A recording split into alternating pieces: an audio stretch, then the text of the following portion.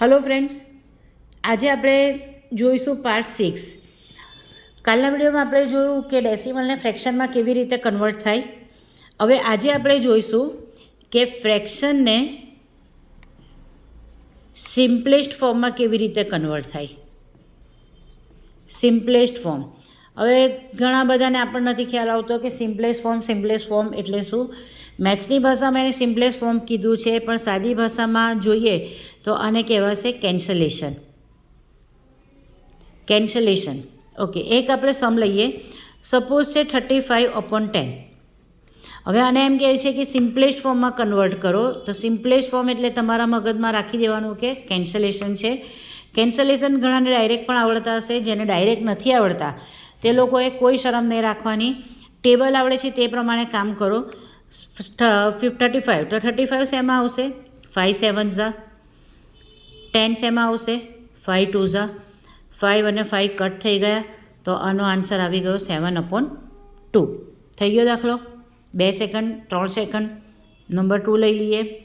Suppose આપેલું છે 40/20। હવે 40/20 તો ઘણા શું કરશે કે જે ક્વેશ્ચન આપેલો છે તેની અંદર જ ચાલુ કરી દેશે દાખલો। તો ક્વેશ્ચનમાં દાખલો ચાલુ નહીં કરવાનો, હંમેશા પહેલાં ક્વેશ્ચન લખો, નીચે લખો 40/20। 0 અને 0 કટ થઈ ગયું, કેટલા રહી ગયા? 4/2। 4/2 હજી પણ બહુ જ નાનું કેન્સલેશન છે, નહીં આવડે તો પણ કંઈ નહીં। 4 ને લઈ લો, 2 2 ઝા 4/2 ને લઈ લો, 2 1 ઝા 2 2 અને 2 કટ થઈ ગયો, તો આવી ગયો 2/1। અને 2/1 લખો અથવા તો લખો એકલો 2। થઈ ગયું આ સિમ્પલેસ્ટ ફોર્મ। ઓકે, હવે આની અંદર આપણે થોડુંક એક વસ્તુ એડ કરીએ। સપોઝ ઘણી વખત એવું પણ પૂછાય છે કે ડેસિમલ હોય,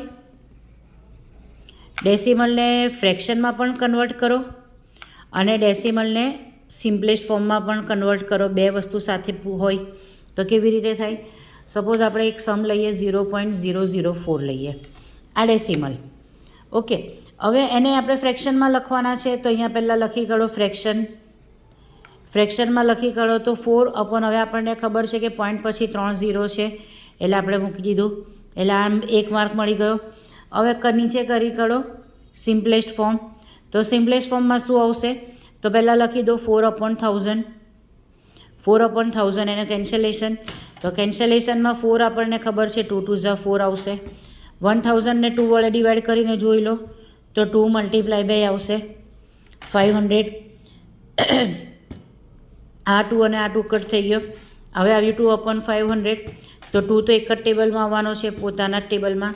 500 ને 2 સાથે ડિવાઈડ કરીને જોઈ લો તો 2 2 ઝા 4 2 5 ઝા 10 અને 0, આ 2 અને આ 2 કેન્સલ થઈ ગયો, તો આન્સર કેટલો આવી ગયો? 1/250।